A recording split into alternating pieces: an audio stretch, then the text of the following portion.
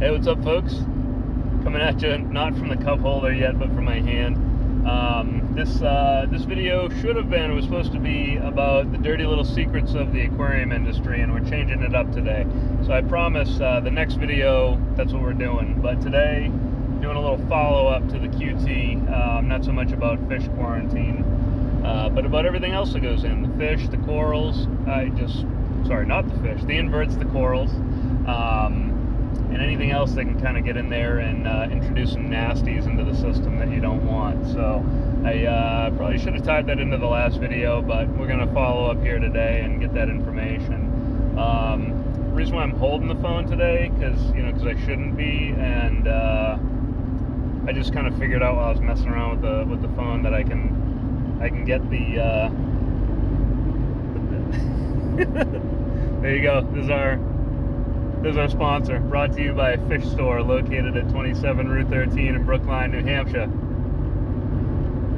Or to your door, bluelightaqua.com, blah, blah, blah. All right, let me put you in the cup holder so that I can drive relatively safely. The wind's blowing today. I'm headed up to Rye to do a service. I also specifically tried to start doing this video from this spot so that it would force me to keep it short, because I'm going to be to this client in about probably 15 minutes, so that way keep this video to a reasonable amount of time, because I tend to get a little chatty. Also, it came to my attention that my kids apparently love these videos and scrutinize every last detail, so I did a few vocal warm-ups ahead of time to make sure that I don't have any voice cracks. Jocelyn.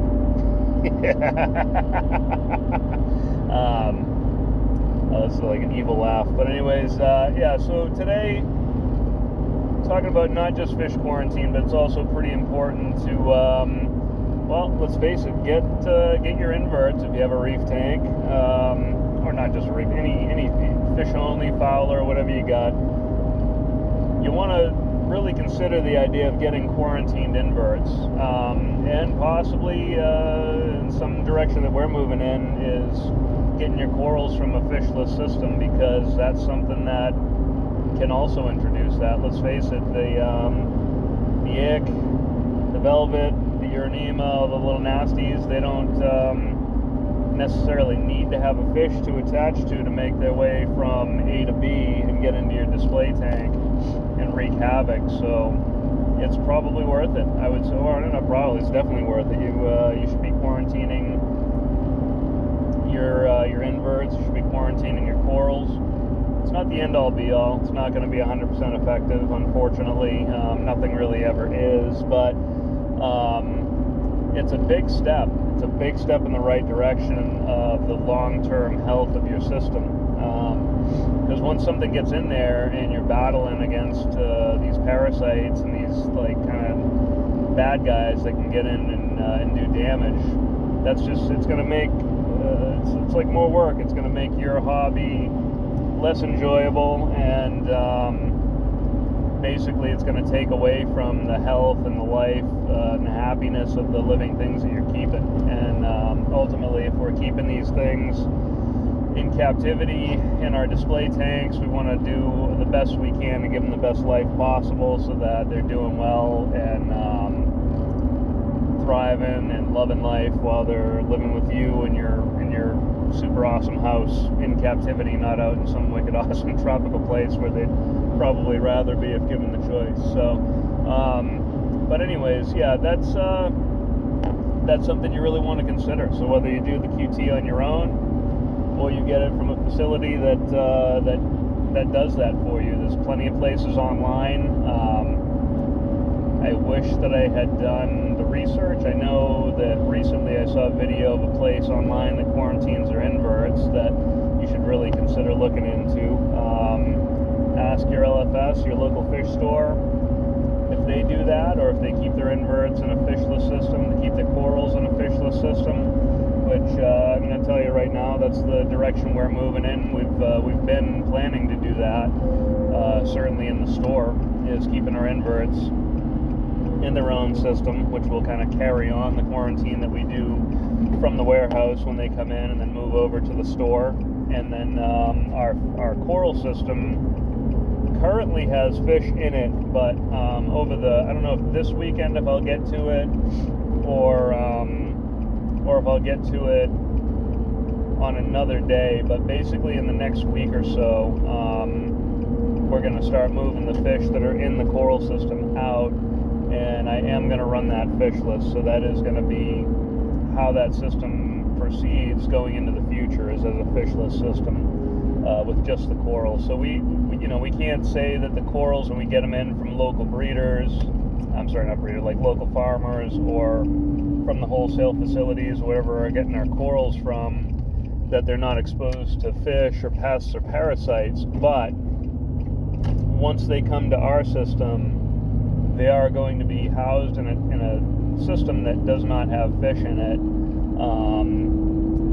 in the next week or two, and then also with UV running on there, and regular daily peroxide dosing that's also going to be taking place in that coral system. So just as a couple of added layers of protection against whatever may come in. And also, I mean, just in the fact that we're a small LFS, kind of a small local store, the way that we order our livestock is also very kind of in line with that process, and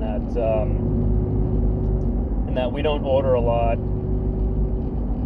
on the regular. We don't bring in multiple orders. Or it's time to get to take the hat off and go and buy a cemetery here, but we don't do like multiple orders a week, or I mean, we get a good size order, and then we'll tend to sit on it for weeks until we sell it down, and then place another order. So that's also another kind of cool layer, in the sense that, like, at our size, where we're not bringing in boxes of coral every week, multiple times a week, which, I mean, I guess would be nice, right?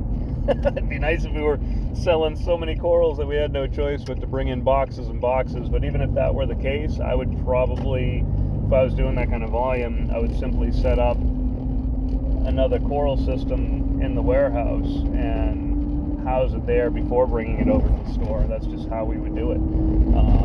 Just like we're doing with the inverts, and just like we're doing with the fish. They'll sit in the warehouse for a period of time and then move over after treatment. So, but anyways, that's kind of the point of this video, is, and I'm not going to go long. Like I said, processes we went through in the last video, so that was pretty much covered there. We can get into more of that. I do want to plan a video in the future about doing sorry, my phone is ringing at me here, hang tight. I want to plan a video in the future about actually getting into the quarantine space and showing you how we do that, and systems and things. That may be like a future video. So once we get that room cleaned up, or those rooms cleaned up, and more for public consumption, I'll feel comfortable about showing that off. But as of right now, it's very much a fish room, like an I only see it, my employees only see it kind of a space. So that's where we're at right now, but we'll work on it. We'll get it there. And also, speaking of getting there, I am just a couple minutes away from my client's house and the gas station. I gotta get gas, so I'm gonna wrap this video up in a couple of seconds here. But just to kind of recap, fish are important. Do your fish quarantine, or get your fish from a place like ours that's doing the fish quarantine. Same thing with your inverts, same thing with your coral. You want to see a store or an online vendor, because I'm not going to sit here and say, like, oh, only buy from us. Like, that's not going to happen, and it's really not necessary. There's a lot of places that are popping up now.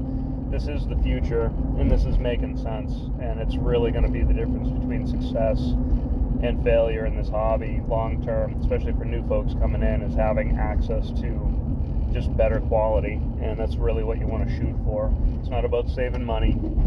We're not the cheapest. We never will be.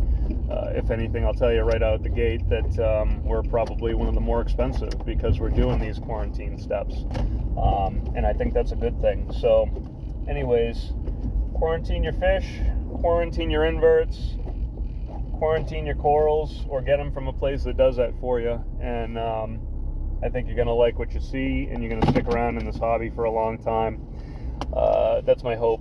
You know, we want to see people stick in the hobby for a long time and not buy a bunch of stuff, get tired of it and frustrated, and then drop out. That's no good for the industry.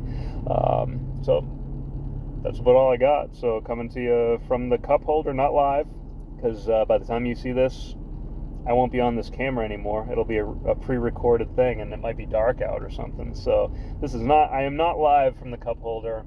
I am simply live doing a video with the phone in the cup holder. So next time you see me, we're going to do that video on the dirty little secrets of the aquarium industry, and kind of get into some of my thoughts and feelings as to you know, just good integrity and all that sort of thing with the processes, and it ties into the whole QT quarantine thing. So anyways, hey, check us out, Aquatic Creations, soon to be Blue Light Aqua or Blue Light Aquatics, but as of right now we're still Aquatic Creations. Retail stores at 27 Route 13 in Brookline, New Hampshire. BlueLightAqua.com. Come check us out either online or in the store, just like you saw in my super cool, hold on, I'm at the gas station, but hopefully there's nobody here or sees me doing this and gets irritated. But whoop. Yeah, it's not showing up as good as it did when the sun was hitting it. All right, that's all I got. I gotta get out of here. Work to do. Have a great weekend, and oh, by the way, Happy New Year. Catch you later.